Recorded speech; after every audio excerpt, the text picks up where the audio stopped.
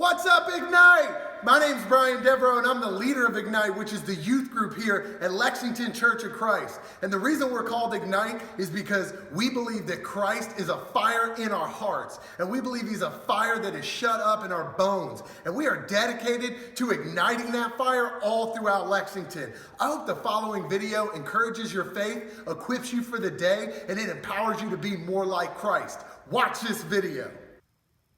Yo, what's up, Ignite, guys? I'm so glad to be with you again.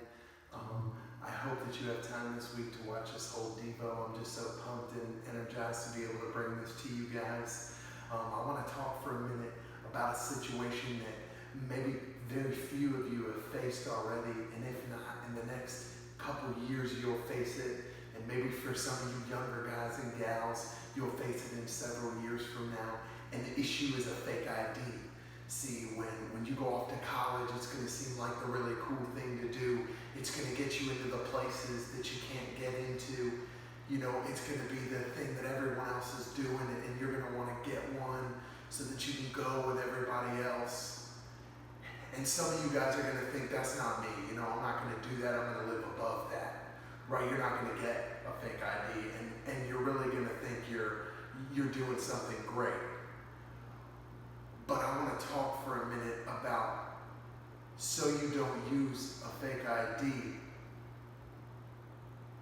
but why are you so fake so many other places? I want us right now, just for 1 minute, to just take off the mask, to take off the fakeness that we carry around. Isn't it exhausting being around our friend groups, being around people we look up to, being in school, being around our parents? Maybe somebody you're dating and just being fake, being not the person that you are. I'm asking you today, and we're going to answer the question, who are you? And who you are is not fake. It is authentic and it is real and it is unmasked. And I would just say that it is so draining and it is even more detrimental to be fake, to wear a mask in public. We're going to look at this story in the very first book of the Bible, Genesis, in chapter 32, about a guy named Jacob. And we find him in this story. He's been running from his brother. He is running for his life, and he is beat down, and he is exhausted. And before that, he has lied and deceived his father, and that's why his brother is angry and looking to kill him. And Jacob is just worn out. He is at the end of his rope, pretending to be someone that he is not.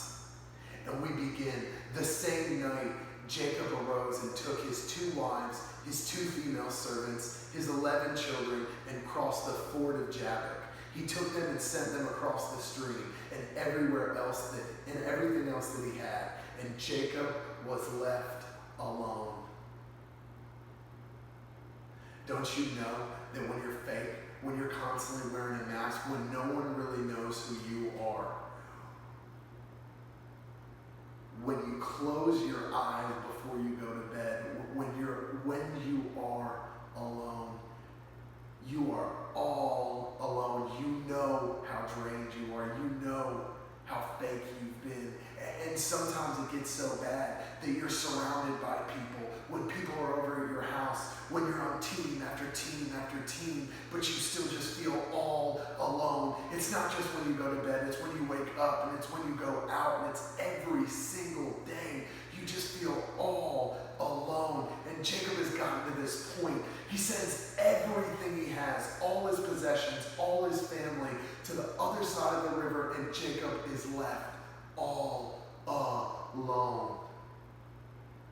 And the story continues. And an angel in the form of a man wrestled with him until the breaking of the day.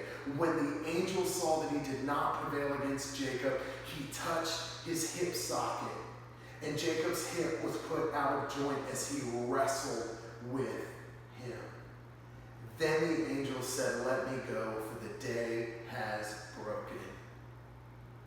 I love the fact that in this story, the verb, the action in this story is that Jacob and the angel wrestled.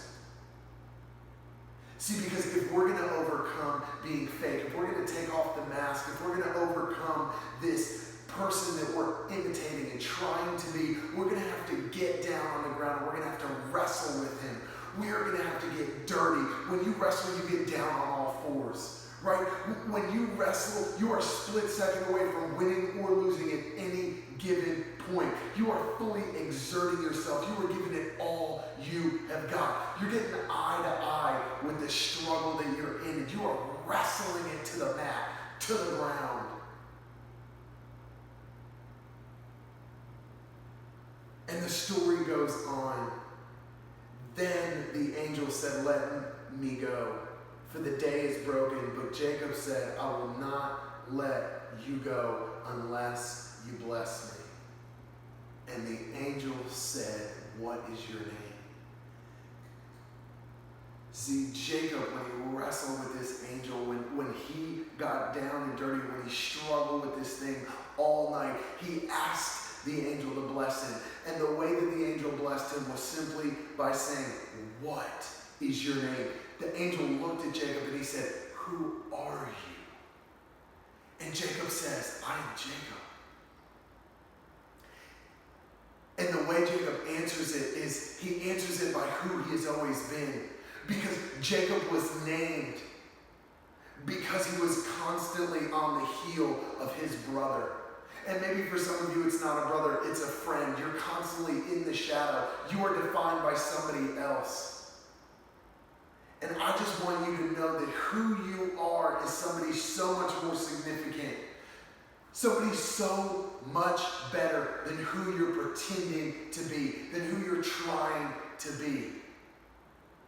And Jacob says, "I am who I've always been. I am defined by my past, and I can't get out of it. I am Jacob." And the angel says, "Your name shall no longer be called Jacob, but Israel." And this name Israel means God struggles for you. And the angel says, "You will be called Israel, for you have struggled with God and with men and have prevailed."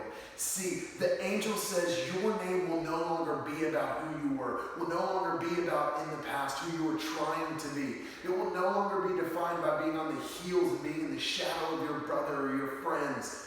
You will be named by who you are going to be. Your name will be God struggles for you.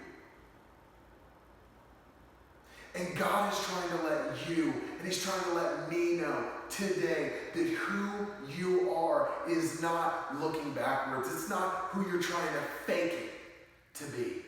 It's not who you're trying to live up to be. It's not in whoever's shadow that you're trying to live in. Who you are is who God is struggling forward for you to become.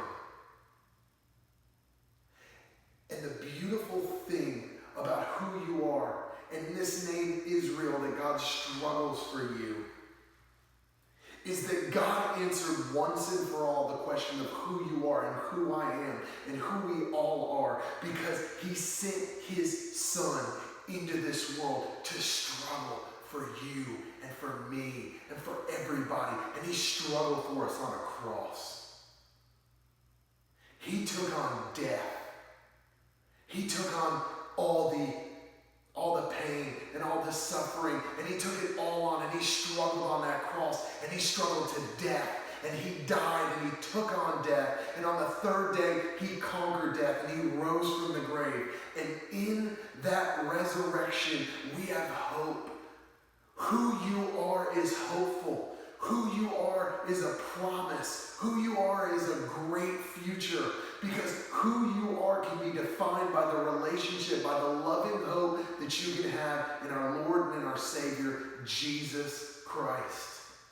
And it is my prayer that you come to realize this week that Christ struggled for you so that you could have a personal and a loving relationship with him, and so that who you are can be defined by who our Father in heaven says you are, not by who you've been trying to be, not by who your parents and who your friends say you are, but who our Father in heaven says that you are. You are beautiful. You are dearly loved.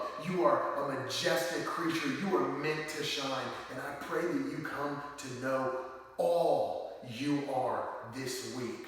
I'll see y'all next week.